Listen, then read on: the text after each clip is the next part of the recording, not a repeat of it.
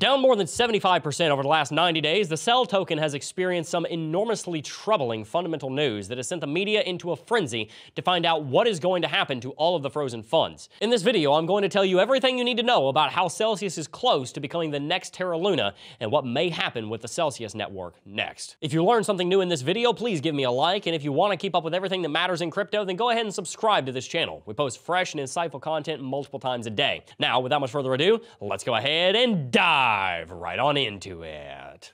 I want to start off with a very brief history of Celsius to give some context before I cover its recent major developments. Celsius was founded in 2017 by Alex Mashinsky and S. Daniel Leon. The crypto entrepreneurs started a New Jersey-based crypto loan company as an alternative to traditional banking. Alex Mashinsky became known around the world for this shirt he wore that reads, "Banks are not your friends." In private dinners with prospective investors, Alex was able to claim that the Celsius lending platform could promise a return of as much as 30% APY. The founder's irresistible lucrative pitch was compelling enough for the Celsius network to raise $50 million during its ICO in 2018. This success was followed by a flurry of at least 4 more privately funded rounds in 2020 that raised between $10 million and $20 million each. And that was only the beginning. According to Crunchbase.com, the fall of 2021 delivered 2 funding rounds that raised $400 million and $350 million respectively. Celsius started playing in the big leagues officially. During that time, Cell's market cap was falling, but interest in crypto lending was booming. The Cell token, whose value was just 42 cents in August of 2020, finished the year at more than $5.50. That's a whopping 1,209% increase. At its peak, Celsius had offices in the UK, Serbia, and in Israel. Going into 2022, Celsius and its leadership was on a roll as they were even able to secure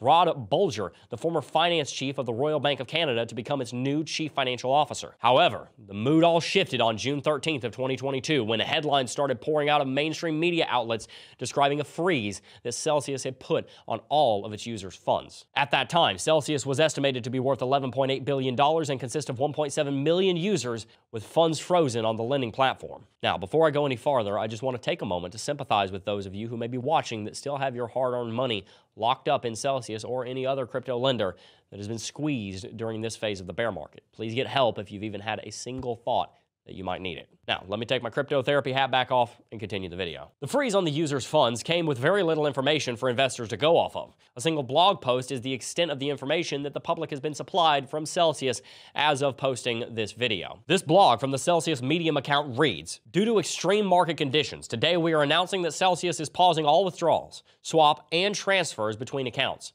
We are taking this action today to put Celsius in a better position to honor, keyword over time, its withdrawal obligations." Another important excerpt reads, "Our ultimate objective is stabilizing liquidity and restoring withdrawals, swap, and transfers between accounts as quickly as possible.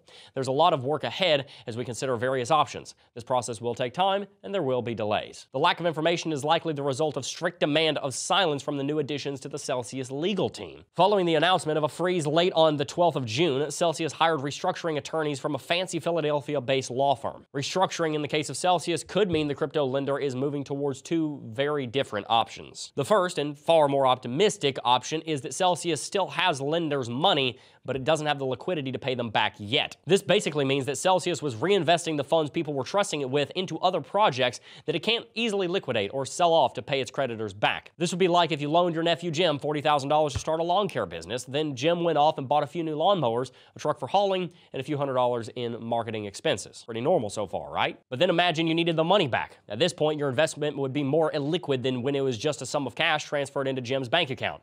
It would take Jim a few days to sell off the assets he had purchased in order to pay you back your $40,000. And in the case of marketing expenses, Jim would have to work to return that money back to you because you can't sell or get a refund on those types of expenditures. Now, expand the same liquidity issue out to the scale of Celsius, and you have a lot of complicated assets liquidations and a giant loss estimation to do. But in the optimistic option, the fancy restructuring lawyers at Celsius are simply trying to figure out how many lawnmowers and trucks it bought so that they can find buyers for those assets and pay back its lenders. The deeper problem, however, that Celsius is likely facing is that the funds it was trusted with likely went into speculative crypto projects that have lost a lot of their value in the bear market. This brings us to the less optimistic option 2, which is that Celsius does not have a liquidity problem, but rather an insolvency problem. This option is much worse because instead of your nephew Jim investing the money into assets that he could eventually sell, he instead took a cheap route and bought broken down equipment that he thought he could fix, but now is realizing he can't. In this case, the whole lawn business is likely doomed and will have to go bankrupt, meaning you probably only get a small portion of the initial $40,000 back, if anything at all. For Celsius, this would mean that those lawyers were not hired to go liquidate assets to pay you back. Instead, they're performing a legal task that has infuriated retail investors since the dawn of time. In the case of insolvency, a company must declare bankruptcy and then start to pay back investors in accordance with its bylaws that Celsius set up in the event that it ever had to close up shop. All organizations do this, and I can tell you now that if you did not enter into a private equity agreement with Celsius in one of its fundraising rounds, then you are unlikely to get any money back at all. This is because your willingness to loan money was the value that Celsius was selling to its investor clients all along. That's the difference between an investor and a customer. This is the whole reason the FDIC exists. In early history in the United States, banks gave retail customers an opportunity to earn an ROI by loaning or storing their money in an interest-bearing savings account. Sounds familiar? At the same time, there were investors that were putting money into the bank too, but they would receive certificates of ownership that represented equity in the business. Then when the bank would lose a bunch of liquidity in a failed mining business it had overinvested in, the investors would get all of the assets of the business, including the money that retail had put in, with an expectation of return. The U.S. government eventually stepped in and instituted a bunch of laws within the Glass-Steagall Act, which limited the amount of risk that banks could engage in with the money of everyday common retail investors. This was passed into law by Franklin Delano Roosevelt in 1933. This also introduced the Federal Deposit Insurance Corporation, or FDIC, which was essentially made to pay out the retail customers of a bank up to $250,000 funded by the taxpayer in the case that a bank filed for bankruptcy. Now, I could go on all day about why I think the FDIC has its own flaws in a capitalistic economy, but that's a topic for another video. The point is that the FDIC does not exist in crypto.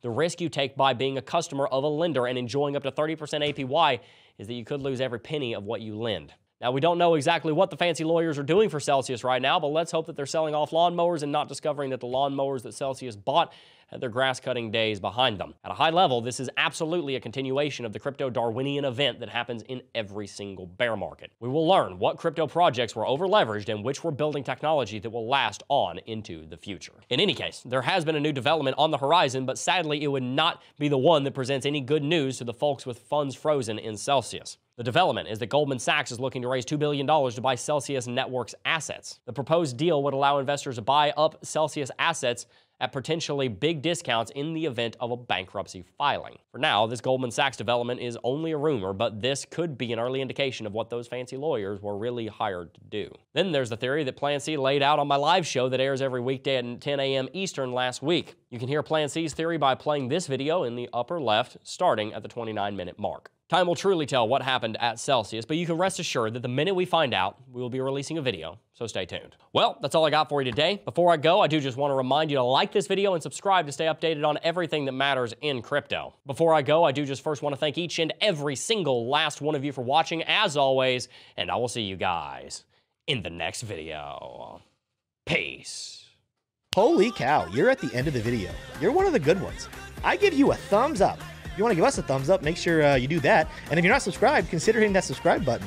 Also, if you really want extra bonus points, you can comment what you think down below. That's all we got. See you next time.